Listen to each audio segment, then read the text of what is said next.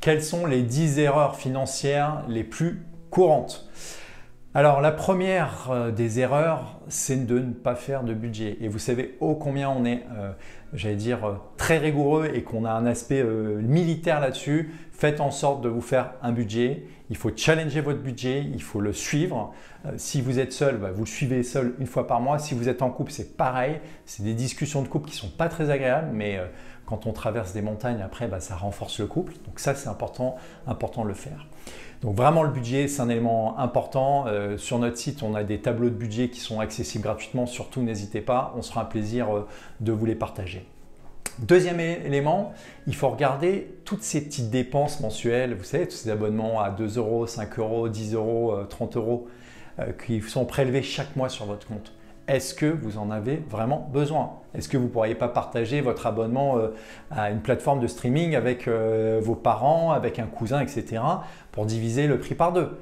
Tous ces éléments, c'est très important. Pourquoi? Parce que ça va permettre d'encadrer votre budget, d'augmenter votre capacité d'épargne et on va pouvoir se positionner sur le troisième écueil qui est régulièrement pas mis en place par beaucoup d'épargnants, c'est l'épargne mensuelle. Faites en sorte de chaque mois mettre en place de l'épargne.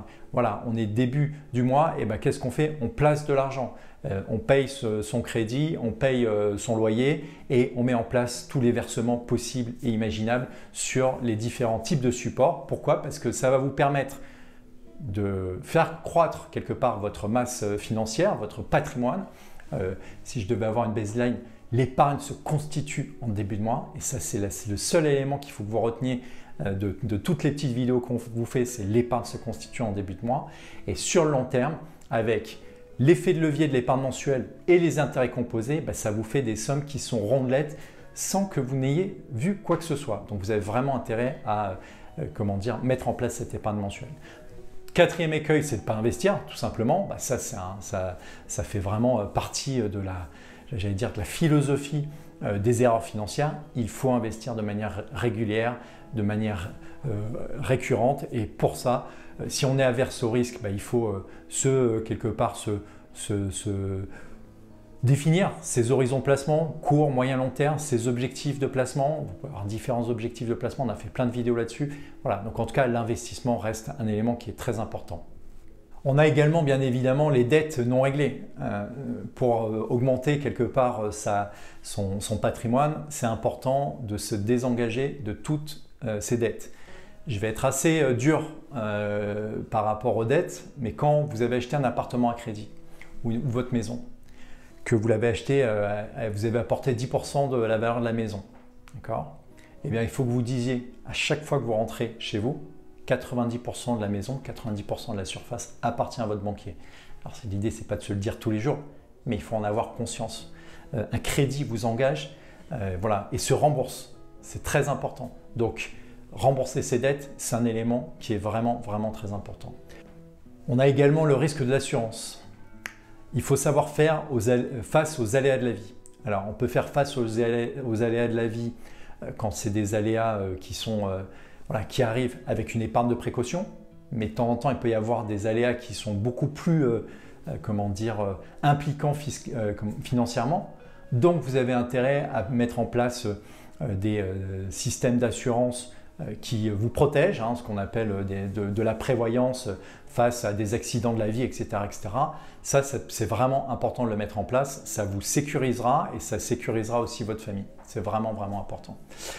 Il y a également la formation. Il faut de manière régulière continuer de s'informer, de se former. Ça, c'est vraiment un point qui revient régulièrement. Bien comprendre les produits d'épargne dans lesquels on investit, ça veut dire bien se former. Nous, on a la conviction au sein de meilleurscp.com qu'il faut rester très investi dans des produits que l'on comprend. Moi, par exemple, à titre personnel, je n'investirai jamais dans des ETF synthétiques. Pourquoi? Parce que ça ne participe en rien à l'économie de marché, à l'économie réelle. Voilà, moi, je veux avoir un impact avec mon épargne. Donc, vu que je ne comprends pas l'ETF synthétique, je n'investirai pas dedans. Une autre erreur, c'est quelque part refuser le risque. Quand on est très jeune, qu'on est au début de sa carrière, qu'on sait que ses revenus vont progresser régulièrement, on est capable, dans une certaine quote-part de son patrimoine, d'accepter un risque un peu supérieur. Parce que le risque supérieur, il va vous permettre quelque part d'aller chercher plus de performance. Et ça, c'est un point qui est véritablement important. La 9e erreur, c'est finalement d'être complètement isolé dans ses décisions.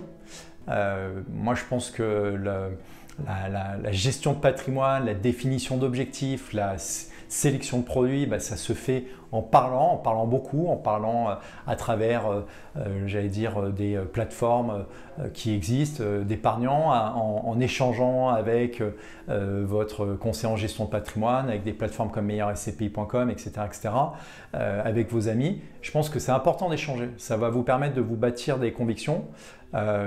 Je pense qu'il faut toujours rester très prudent dans son approche, c'est-à-dire qu'il faut rester la tête froide, et quelque part la tête froide, ça va permettre de prendre un petit peu plus de risques en acceptant ce risque-là.